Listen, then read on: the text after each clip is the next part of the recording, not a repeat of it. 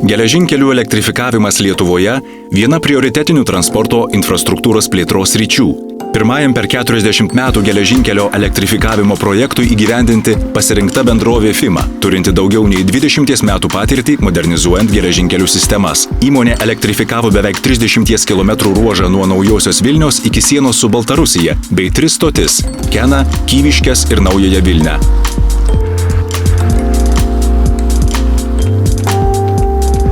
Elektrifikuotame ruože traukinys išvystys iki 160 km/h greitį. Atstumą nuo Vilniaus iki Minsko keleiviai įveiks per 2 valandas.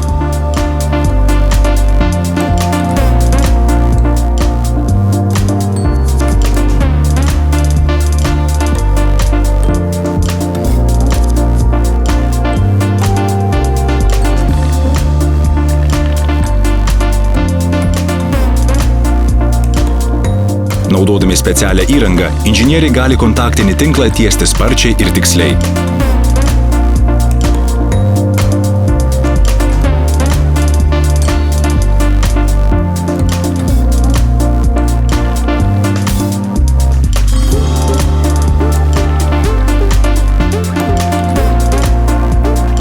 FIMA suprojektavo bei įdiegė kontaktinio tinklo infrastruktūrą, traukos pastotę, intelektualią tinklo valdymo sistemą SCADA.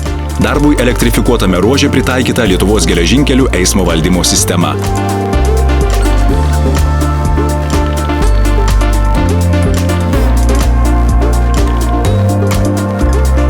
Elektriniai traukiniai yra greitesni, efektyviau naudoja energiją ir neteršia aplinkos. Tai Lietuvos transporto infrastruktūros ateitis.